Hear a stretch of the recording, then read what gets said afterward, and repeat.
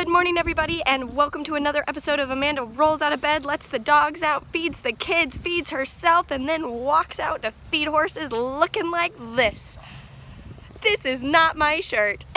Mom life, guys. Mom life. It's nuts. It's so funny because I was thinking about this earlier, about those of you that have been around since before we had kids and just how things have changed so much. Like, they've changed so much for us. But I wonder how much you see of it too. I don't know. You have to let us know, like, what are some differences you notice? Obviously the horse thing. A fly landed on my finger. I'm trying to film here, fly. What are some of the other changes you notice? I don't know. Maybe there's nothing. Maybe it's just all normal stuff. I don't know. Pierre's over here like, where's my sprinkler, woman? I got it, I got it, I got it. We had a timer and it stopped working. So now I have to do this manually. There you go. There you go. Now you don't have to look so pitiful. She's just been waiting for it. That just shows she's learned how it works. That also sparks another question that I'm curious about, which is one, I guess two questions. One, how did you find our videos? And two, how long have you been around? How long have you guys been watching? Very curious. We've been doing this for almost 3 years now. I mean, we took like 6 months off, so like 2.5 if you're technical, but like from the moment we started to now, it's been about 3 years, so that's crazy.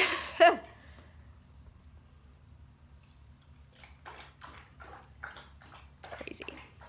I've gotten super paranoid about these buckets because the other day they were sitting like this so that there was a little bit of lip right here, and I saw wasps go and go up in there, and so now I get paranoid every day. Obviously not too paranoid because I already checked today, but I get paranoid that there's like building a nest under there or something. Don't you dare! These are my feed buckets and I need them. I need them. I don't think I can do this with one hand. Hang tight. Haha! Buckets. Yeah, I couldn't do it with one hand, but there you go. Anyway, I need to feed horses. I think I'm going to leave them out today because it's supposed to be quite as hot and I have kind of a crazy day. Crazy morning. See, this is the other thing. Here, let's look at my face unless you want to look at Fez. You can look at Fez if you want to. Matthew's sending me text messages. Oh no, they're not to me. They're to a group. Anyway, sorry, just had to read those. I lost my train of thought. I'm gonna go back and watch that other clip. This is also mom brain. Oh, this is the other, I remembered. This is the other thing about like mom-ing and horse-ing at the same time that is kind of difficult, is some days your schedule is just nuts and you have to modify what you do with the horses based on that. Like, for example, some days the horses don't come in. Some days I just let them stay out. And I usually try and do it on days that are not as hot, or I make accommodations for them or whatever. But it's just how it is, and I don't, you know. Obviously, I'm doing the best I can for my horses. But my life is insane. My life is insane, and I don't have somebody that comes and feeds for me anymore when I need them to desperately. And you know, not anything against anybody. That's just, I don't have any boarders anymore, so I don't have anybody that can do it in a pinch. So it's all on me, so I have to have backup plans and stuff. So that's been an interesting development in the world of having horses and also 4 children. I feel like I'm doing a whole bunch of jabbering at you today. I hope you don't mind. I actually woke up this morning not feeling well, so it's kind of nice that I feel better. Better enough to talk. Ants love my grain. Ants think it's theirs, but it's not. It's mine, and it's expensive. Oh, I remembered something. One of you, I will put your name right here. One of you asked me to get more information about what's going on with Cinderella. So, it's a bit of a longer story than just, you know, what's going on right now. So basically last year, I put an ad up on the internet. Things were tight because we had just gotten 4 kids.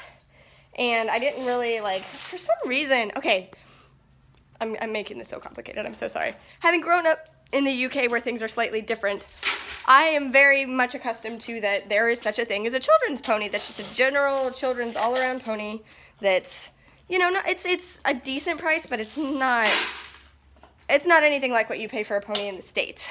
It's just like, yeah, it's a perfect first kids pony. Been there, done that, you know, somebody's evented it around maybe, and it's just chilled out and kind of old maybe. I don't know, something like that. But it's, you know, there's these solid broke kids ponies. In the United States, for a solid broke kids pony, you are going to pay a ridiculous ridiculous amount of money because, and this is just my like interpretation of things, and again, this is just based on, I am American, however, I have only lived in America since becoming an adult, and I'm not very good at adulting, so, but in America there seem to be like sort of two camps of, maybe three camps of kids pony, and that is like the lesson pony, that is the pony that all the kids ride at their riding school with their trainer, the sort of just privately owned, is your pony forever kind of pony, and the hunter pony. And the hunter pony is typically the like best broke horse, and that thing's gonna run you like $20,000 or more. And that's just crazy. That's so much money. Some people only make $20,000 a year at their job. I mean, like, that's nuts. So when we started looking for a pony for the kids, I just posted somewhere and I was like, I just want something that I know is gonna be safe. It doesn't need to look pretty. It doesn't need to be fancy. I just want it to be super safe so my kids can learn to ride, because that's kind of what you have to do. And I just found the best people.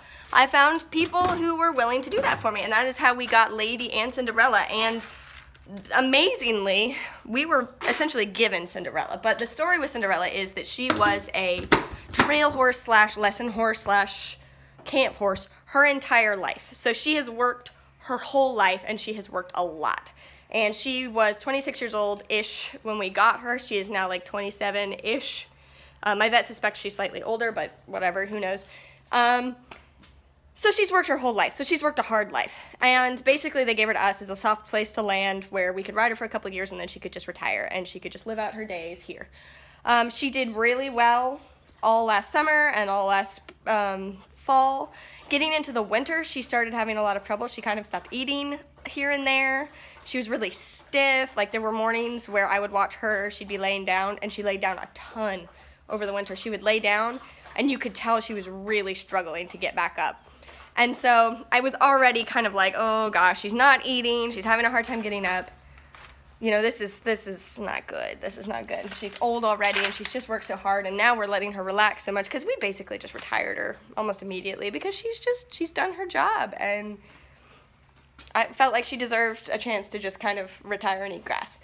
And, you know, we feed good feed, we could feed good hay and that kind of thing. I just wanted her to, like, have a good last few years. But she started kind of doing that, and I kind of told myself, all right, don't, you know, start preparing yourself for the worst. Whatever. Well, spring came along, and that pony bounced back like nothing had happened. She was eating, she was fat, she was shiny, she looked great.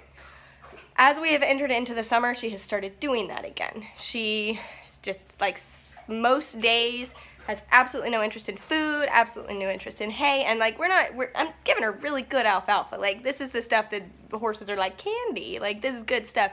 She's no interest in it.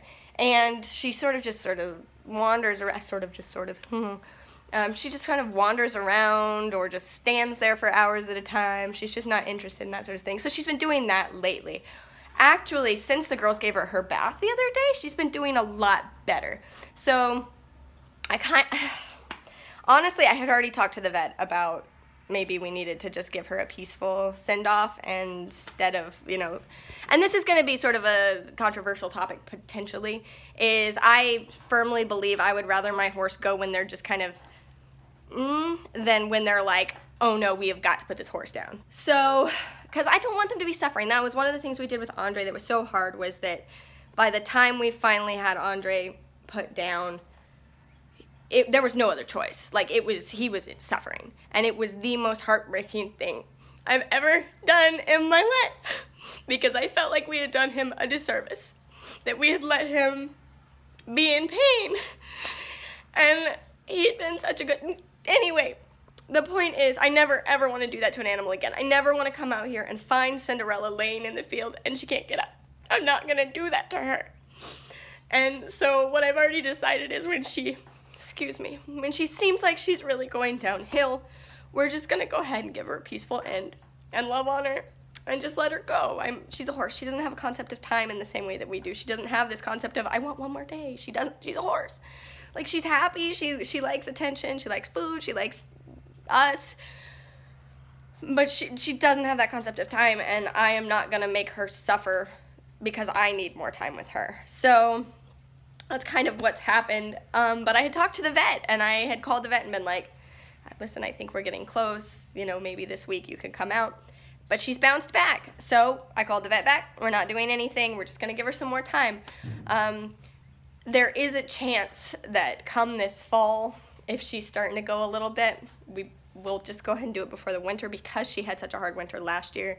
I just don't want to put her through it again. She got skinny. She couldn't get up. She was really struggling. So that is your super emotional explanation on that. I love you. So my arena got mowed. This looks way better. Now I can just work on dragging out that dirt, that last little bit of grass. Just get the drag in here a few times a week. Bam, sand arena again. You get clever when you're on a budget. The nice thing is Florida has sand. Magical sand under the ground. Under the ground, it is the ground. I'm tired. It's dentist day. The girls are supposed to be napping. There they go. And we're gonna run to the dentist. We gotta get a couple of caps put on, and one little girl bumped her mouth the other day, and we need to make sure the root isn't broken. So fingers crossed it's not.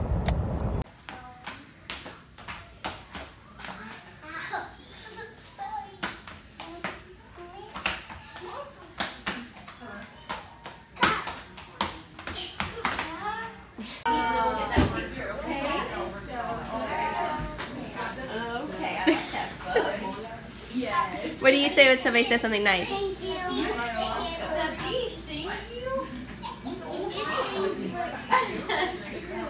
Is it silly?